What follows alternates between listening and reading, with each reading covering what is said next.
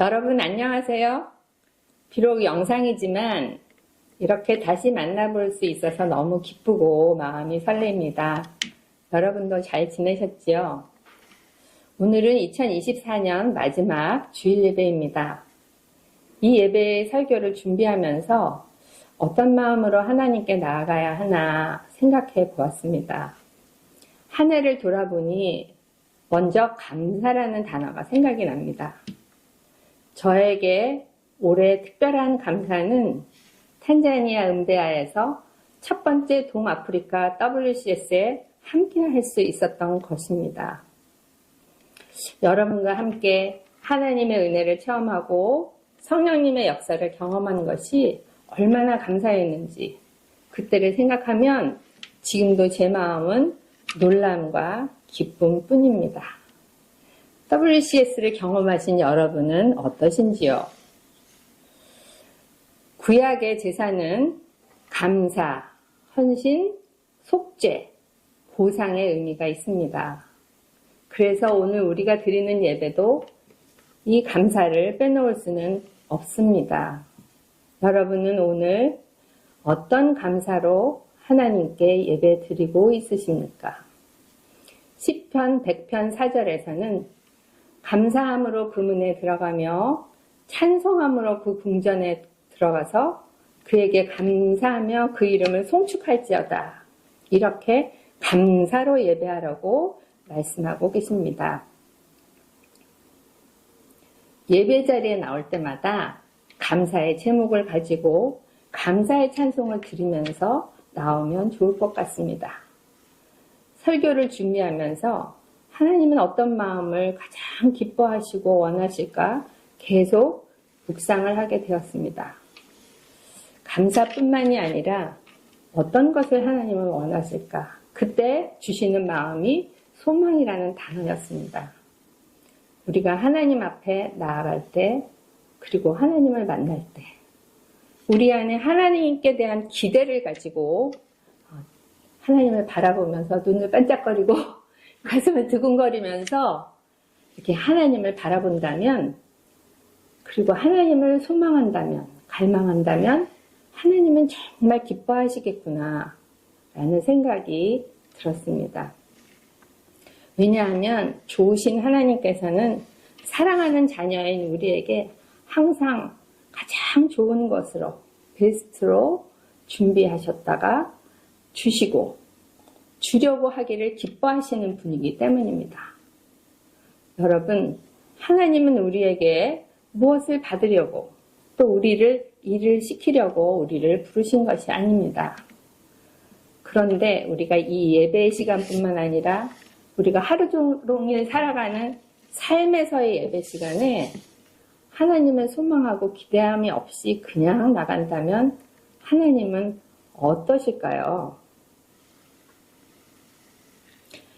일반적으로 우리는 다른 사람을 사랑하면 만날 때 무언가 좋은 걸 줘야지 라는 생각을 합니다. 그리고 내가 그것을 주었을 때 상대방이 기뻐하면 나도 너무 기쁘다 이런 생각을 하면서 우리가 준비하고 생각하고 기대합니다. 하나님도 역시 사랑하는 우리가 하나님을 소망하고 기대하는 마음으로 하나님 앞에 나올 때 기뻐하시지 않을까요? 여러분, 우리가 그렇게 하나님 앞에 나아간다면 하나님은 어떠실까? 한번 생각해 보시기 바랍니다. 우리를 위해서 항상 좋은 것으로 예비하시는 하나님 앞에 나아갈 때 감사만으로는 부족하다는 생각이 들었습니다. 그래서 하나님을 소망함으로 나아가는 것, 하나님 앞에 기대함으로 눈 반짝이면서 주님을 바라볼 때 주님이 우리를 보시면서 그래, 바로 그거야.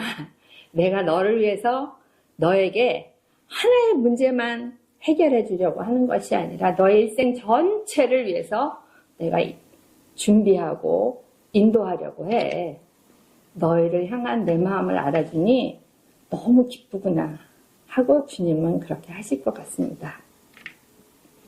오늘 본문 로마서의 말씀을 보면 소망의 하나님이라고 표현이 되어 있습니다. 하나님이 소망이시며 또한 우리를 향해서도 소망을 가지신 하나님은 우리가 하나님을 대해서도 소망으로 기대하는 것을 원하십니다. 그것뿐만 아니라 오늘 말씀에 보면 우리가 소망으로 넘치게 하시기를 원하신다고 하십니다. 그냥 소망이 있는 게 아니라 이 넘치도록 소망이 있기를 원하신다 하셨는데 그 소망은 어떤 것일까요? 첫 번째는 부르심의 소망입니다. 예배소서 1장 17절로 19절의 말씀을 보겠습니다. 우리 함께 읽겠습니다.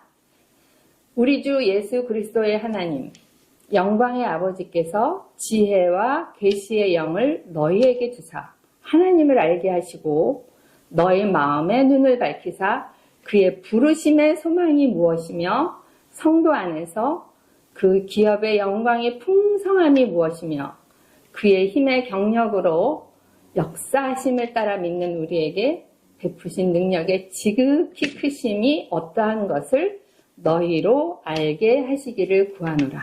이렇게 말씀하셨습니다. 그 안에 보면 부르심의 소망이 무엇인지 알기를 또 그것으로 넘치게 하시기를 원한다고 하십니다. 저는 음식에 관심이 있어서 대학에서 식품 영양을 전공했습니다. 제가 처음 부르심에 대해 생각한 것은 예수님이 이 땅에 오신 사건이었고 그 다음에는 나귀 사건이었습니다. 예수님이 예루살렘 성에 입성하실 때 주가 쓰시겠다 하라 하신 바로 그 나귀입니다. 나귀도 쓰임을 받는데 나는 어떤 곳에서 어떤 모양으로 쓰임을 받을까 너무 궁금하여서 이 질문이 내 마음에서 떠나지 않았습니다. 대학을 졸업한 후에 병원에서 인턴 영양사를 하고 또 취업을 기다리는 과정에서 기도하게 되었어요. 하나님, 저의 부르심이 무엇입니까? 그것이 너무나 큰 소망이 되어서 간절히 기도하게 되었습니다. 그래서 그 기도의 응답으로 병원의 영양사로 취직이 되었습니다. 이것은 저의 부르심에 대한 하나님의 확실한 응답이라고 할 수 있습니다. 왜냐하면 저로 하여금 40일 동안 아침 금식을 하면서 이 부르심에 대해서 기도하게 하셨고 이 기도가 마치는 날 마침 병원에서 연락이 왔습니다. 그래서 직장 생활을 할 때 하나님이 부르셔서 저를 이곳에 보내셨다는 생각을 한시도 잊은 적이 없었습니다. 제가 부르심을 위해 기도할 때 주님, 저를 영양사로 부르셨으면 이것을 통해 복음을 전하게 하시고 또 제가 배우고 공부한 모든 것을 통해 하나님이 기뻐하시는 일에 쓰임을 받게 해주세요 하고 기도했습니다. 제가 영양사로 있으면서 환자에게 영양 상담을 하고 교육을 하면서 혹은 식품을 가져오시는 분들을 만나고 함께 일하시는 분들도 만나고 그리고 병실을 방문하면서 환자들에게 복음을 전하는 것이 저는 너무 감사한 일이었습니다. 그런데 원래 저는 평생 평신도로 그렇게 살겠다고 생각을 했습니다. 그런데 어느 날 예배하는 중에 하나님의 사랑이 너무나 물밀듯이 저한테 이렇게 느껴지는 거예요. 그 사랑이 너무 커서 제가 너무 감사한데 이것을 어떻게 해야 될지 모를 정도로 하나님의 큰 사랑이 느껴졌습니다. 그래서 주님이 원하시는 대로 선교사로의 부르심에 응답하여 결단하게 하셨습니다. 그리고 이제 선교의 걸음을 오병이어 선교회를 통해서 인도해 주셨습니다. 근데 하나님은 어쩌면 이렇게 부담스럽고 어려운 부르심을 부르심의 소망이라고 표현하셨을까요? 모두들 부르심하면 다 힘들어합니다. 그런데 성경에는 분명히 부르심의 소망이라고 써 있습니다. 그 답은 오늘 예배소의 말씀 바로 이어지는 그 말씀 안에 있습니다. 부르심의 삶을 살 때 그것이 괴롭고 힘들기만 한 것이 아니라고. 성도들에게 베푸시는 하나님의 영광스러운 상속이 얼마나 풍성한지를 또 그리고 믿는 사람들인 우리에게 강한 힘으로 활동하시는 하나님의 능력이 얼마나 엄청나게 큰지를 우리로 하여금 경험하게 하시는, 그리고 그 삶이 충만한 삶이 되어서 그 안에 살기를 원하시는 것이 우리를 부르신 하나님의 마음이시기 때문입니다. 저는 그 부르심의 소망이 어떠한지를 선교 현장에서 많이 경험하였습니다. 하나님이 이끄시는 그 부르심의 소망의 길에서 비록 모든 것이 어려운 그런 선교의 현장이었지만 하나님이 베푸신 은혜를 맛보고 세상에서 무엇을 가지고도 할 수 없는 그런 놀라운 하나님의 일들이 일어나는 현장에서 제가 그것들을 보고 경험하게 하셨습니다. 돈이 있어도 살 수 없는 것들을 하나님은 신기한 방법으로 공급해 주셨습니다. 어느 날 제가 집에서 이렇게 보니 모든 것이 하나님이 공급해 주신 것이더라고요. 제가 산 것이 아니라, 제가 구한 것이 아니라 필요를 따라 하나님께서 다 공급해 주신 것이었습니다. 또 주는 자로 저를 선교지에 보내시고 그 선교지와 그분들에게 필요한 것들을 제가 신나게 하나님의 심부름을 하면서 이렇게 날리는 기쁨을 맛보게 하셨습니다. 선교지에서 가장 중요한 새 생명을 얻는 일도 제가 한 일이라고는 손으로, 입술로 전하고 섬기기만 하면 주님이 직접 그들에게 역사하셨습니다. 말할 수 없는 기쁨을 주시는 그 자리가 바로 부르심의 소망이 있는 자리였습니다. 그래서 주님은 그 소망의 충만한 삶을 우리로 하여금 살게 하시려고 그곳으로 우리를 콜링하십니다. 바로 그것이 주님이 우리에게 원하시고 우리가 주님께 질문하기를 원하시는 소망의 부르심입니다. 두 번째 소망은 주님이십니다. 시편 39편 7절. 그러므로 주님, 이제 제가 무엇을 바라겠습니까? 내 소망은 오직 주님뿐입니다. 시편 기자는 이렇게 얘기합니다. 내 소망은 오직 주님뿐입니다. 주님이 진정 나의 모든 것과 나의 주인이 되시는 삶입니다. 우리를 사랑하시되 아들을 십자가에서 죽이시기까지 사랑하시는 주님을 저는 WCS 내적 치유 시간에 만났습니다. 그래서 그 십자가가 바로 나를 위해서 예수님이 그 고통과 그 아픔을 당하신 것이 분명히 믿어졌습니다. 주님은 이 땅의 어떤 것보다도 영광스럽고 완전하신 그 주님의 사랑 가운데 우리가 살기를 원하십니다. 세상의 다른 어떤 것도 그 주님의 사랑을 대신할 수 없게 하셨습니다. 그리고 분명히 주님을 찾는 자, 주님을 부르는 자, 주님이 나의 소망이라고 선포하는 그 사람들에게 소망이 넘치는 그런 삶을 살 수 있도록 은혜를 주십니다. 로마서의 본문에 보면 넘친다고 표현이 되어 있어요. 얼마나 은혜롭고 풍성한 표현인지 모르겠어요. 우리의 메마른 마음과 영혼에 그냥 적당히 주시는 것이 아니라 넘치도록 충분한 은혜를 하나님은 보장해주고 계십니다. 내 삶과 내 삶의 모든 부분에 하나님의 빛을 비춰주시고 모든 곳에서 풍성하게 하시려고 주님이 나의 소망이 되게 하십니다. 그래서 성경의 다윗은 무슨 일을 만나든지 소망을 바라보고 소망을 부르면서 삽니다. 주님 어떻게 할까요? 앞으로 갈까요? 뒤로 갈까요? 골리앗과 같은 엄청난 상대를 만날 때에도 여호와의 이름을 부르며 나아갑니다. 다윗은 심지어 사망의 골짜기와 같은 그런 곳에서도 주님이 소망이었기 때문에 주님을 찬양합니다. 그에게는 주님을 향한 넘치는 소망이 있기 때문에 다윗은 하나님 마음에 합한 자가 되었습니다. 저는 선교지에 가서 살면서 이런 생각이 들었습니다.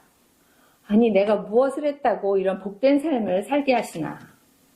그래서 저는 선교의 일을 열심히 감당했습니다. 열심히 특심이 되고 무엇을 하든 최선을 다해서 살았습니다. 때로는 몸이 아플 때, 내가 이렇게 몸이 아프기까지 열심히 하니까 잘하는 것이구나. 사람들에게 칭찬도 받고 인정도 받고 주님도 기뻐하시겠지 이렇게 생각하면서 살았습니다. 그런데 내가 기뻐하는 모든 순간에 주님도 기뻐하시는 줄 알았는데 다 그렇지 않다는 것을 알게 되었습니다. 이 말씀을 보면서 마태복음 7장 22절 그날에 많은 사람이 나더러 이르기를 주여 주여 우리가 주의 이름으로 선지자 노릇을 하며 주의 이름으로 귀신을 쫓아내며 주의 이름으로 많은 권능을 행하지 아니하였나이까 하니 그때 내가 그들에게 밝히 말하되 내가 너희를 도무지 알지 못하니 불법을 행하는 자들아 내게서 떠나가라 하리라. 저는 일을 잘하는 것이 소망인 줄 알았는데 그것이 아니라 주님을 진정으로 알고 주님을 주인으로 모시고 사는 삶이 하나님이 정말 받으시는 삶이라는 것을 깨닫게 하셨습니다. 그래서 내가 선교사로 열심히 산다고 기뻐하는 것이 아니라 순간순간마다 내가 하는 모든 일 속에서 주님이 나의 진정한 주인이 되셔서 내 뜻대로가 아니라 주님의 뜻대로 사는 것이 진정 주님이 원하시는 것임을 제가 알게 되었습니다. 때로는 일보다 휴식을 가지는 것이 주님의 뜻이라면 일 대신 쉼을 선택하는 것이 맞고 일을 효율적으로 잘하는 것보다 천천히 가더라도 같이 하는 동력자들과 공감하고 속도를 맞추고 호흡을 맞추며 사는 것이 정말 주님이 원하신다는 것을 알게 되었습니다. 때로 내가 주인이 되어서 내 방법이 옳아, 이것이 최선이야 하고 주장하며 열심히 옆도 뒤도 안 보고 앞으로 나갔던 잘못을 할 때도 많았습니다. 그러나 그때도 주님은 저를 기다려주시고 저의 자존심도 고려해서 천천히 알려주셨습니다. 때로 비효율적인 것 같았던 주님의 방법이 합력하여 오히려 더 선하고 좋은 결과를 가져오는 것을 보았습니다. 내 방법이 아니지만 주님을 생각하니 이렇게 기다려주고 참고 내 입을 다물고 있었더니 오히려 상대방이 미안하다고 사과를 하던 일도 있었습니다. 우리가 케어하던 심장병 환자들이 이제 회복이 되어서 1년에 한 번씩 우리가 운동회를 엽니다. 어느 한 해 그 운동회 전날 한국에서 오시기로 한 그 모든 손님과 진행자들이 비행기를 놓쳤다는 연락이 왔습니다. 내일이 운동회인데 어떡하나. 정말 그 절체절명의 순간에 그동안 주님을 주인으로 살게 우리를 훈련시켜 주셨잖아요. 그래서 우리가 그때 손을 들고 모여서 기도했습니다. 주님만 소망이시고 주님만 해결하실 수 있습니다. 주인이신 주님 이것을 책임져 주시고 해결해 주세요. 그래서 우리가 한 것은 기도밖에 없습니다. 정말 기가 막힌 상황에서 기도만 했습니다. 그럴 때 기적같이 새로운 비행기가 한 대를 출발시켜서 그 많은 손님들과 필요한 비품과 선물이 시간에 맞춰 도착해서 무사히 운동회가 기쁨 가운데 진행할 수 있었습니다. 또 저희 병원에서 심장병 수술을 비롯해서 굉장히 위험하고 중요한 수술을 할 때 갑자기 응급 상황이 됩니다. 그러면 저희가 있는 곳에 각각 전화가 옵니다. 지금 환자 상황이 이렇습니다. 기도하세요라고 표현을 못합니다. 거기가 선교 제한 지역이기 때문에. 그러면 우리는 듣고 그 자리에서 이제 기도를 합니다. 왜? 그때 도울 수 있는 사람이 아무도 없거든요. 어디 큰 병원에서 도울 수 있는 의사도 없거든요. 그래서 우리가 주님 앞에만 기도할 때 주님만 우리의 소망입니다 하면서 기도할 때 주님께서 그 생명들을 지켜주시고 살려주셨습니다. 주님이 우리의 소망임을 안다면 우리의 사역뿐 아니라 일상의 모든 일이 주님이 책임져 주시는 주님의 일이 됩니다. 그래서 내가 만드는 서류, 음식을 만들 때, 또 섬길 때, 대화할 때, 그리고 식사를 하면서 반찬을 보면서 감자, 당근, 옥수수 이런 거를 보면서도 그 색상에서, 그 질감에서, 그 맛에서 하나님의 마음이 담겨 있음을 알게 하십니다. 그래서 음식을 먹는 모든 사람에게 이 하나님의 마음이 전해지기를 기도하게 됩니다. 우리는 일을 잘하는 것, 사람들에게 인정받는 것, 그리고 내가 성취감을 갖는 것, 이것을 원하지만 이렇게 하나님의 마음을 알게 되면 주님의 뜻이 이루어지기를 바라게 되는 것입니다. 주님 안에 우리가 거하고 주님이 나의 주인이니까 일도 휴식도 주님이 주인 되신 주님 안에서 하면은 기쁨으로 일할 수 있고 기쁨으로 쉴 수 있습니다. 그래서 우리가 일을 하던 휴식을 하던 어떤 것도 주님 안에 하기 때문에 주님이 기뻐하심이 되는 것입니다. 여러분의 소망은 무엇입니까? 여러분의 주인은 누구입니까? 여러분이 주인이 되어서 자신을 책임지시느라고 너무 힘드시지는 않습니까? 오늘 주님은 우리에게 이렇게 물으십니다. 너의 소망은 무엇이니? 너의 주인은 누구냐? 우리가 예수님을 믿어도 예수님이 주인이 되지 않으면 우리는 죄를 지을 수밖에 없습니다. 계속되는 실패감으로 살 수밖에 없습니다. 자존감이 낮아집니다. 내가 나를 싫어하게 됩니다.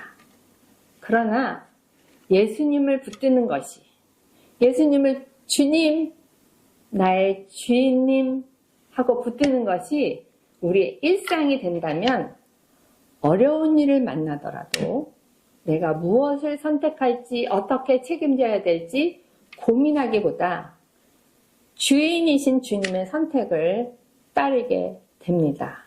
그래서 수고하고 무거운 짐을 주님께 맡기는 삶이 되어지는 것입니다. 마지막으로 이렇게 소망을 이루는 것은 나의 열심과 노력이 아닙니다. 로마서 15장 13절 말씀에 소망의 하나님이 성령의 능력으로 소망이 넘치게 하신다 하십니다. 주님이 나의 소망이시고 나의 주인이 되시는데, 그런데 수시로 내가 주인이 되고 내 소망이 주님이 아니라 육신의 정욕과 안목의 정욕과 이생의 자랑이 됩니다. 그리고 예수를 믿는데, 교회를 가는데, 예배를 드리는데 여전히 변하지 않고 죄 가운데 살아가는 모습이 있습니다. 말씀에서 이렇게 하십니다.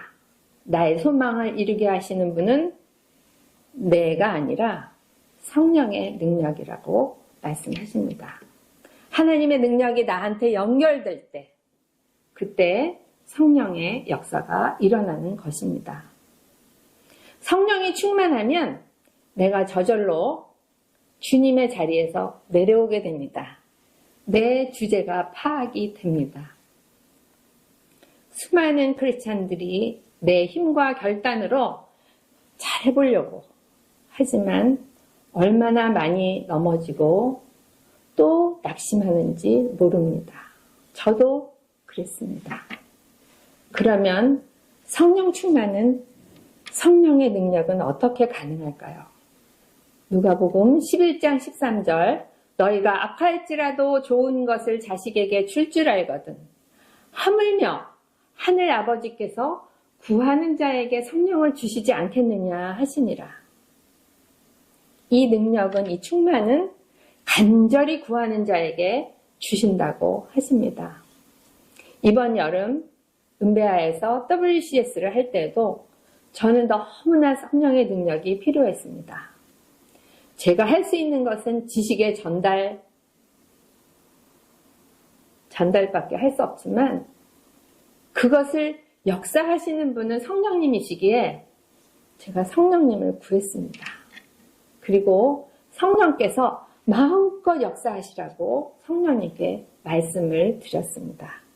여러분 기억나시지요? 우리가 함께 모여서 예배드리고 강의 받았던 아크홀. 그래서 성령님 이 아크홀에 오세요. 오소서. 우리 훈련생들 한 사람 한 사람 심령 가운데 성령님 오소서 간절히 구하였습니다.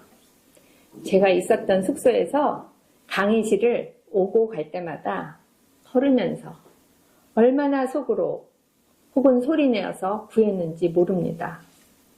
성령님 역사해 주세요. 우리 모두의 기도의 응답은 우리 모두가 다 알고 있습니다. 처음에는 지식이 전달됐지만 후에는 능력의 성령님을 우리 모두 체험하였습니다. 여러분, 그런데 지금은 어떠십니까? 여전히 날마다 능력의 성령님을 체험하고 있습니까? 혹시 다시 내가 주인이 되어서 내 능력으로 해보려고 애쓰고 계십니까? 이제 말씀을 마치고자 합니다. 소망이신 하나님은 오늘 우리에게 지금 우리가 어떠한 상태든 괜찮다 하십니다. 하나님이 우리를 사랑하면은 한 점도 변함이 없다고 하십니다. 그리고 단 한 가지, 우리의 눈과 마음을 주님께로 향하는 주님이 나의 소망이십니다 하는 이것을 가지라고 권하고 계십니다. 우리를, 여러분을 이 자리에 부르신 그 부르심의 소망으로 우리가 하나님의 영광을 경험하고 지극히 크고 강력한 하나님의 능력을 경험하는 자리로 다시 여러분을 초대하고 계십니다. 사랑하는 여러분, 새해에는 새로운 계획을 준비하고 계십니까? 혹은 올해 이루지 못한 사역을 열심히 하려고 계획하고 계십니까? 먼저 우리가 할 것은 우리의 소망이신 주님을 바라보기를 원합니다.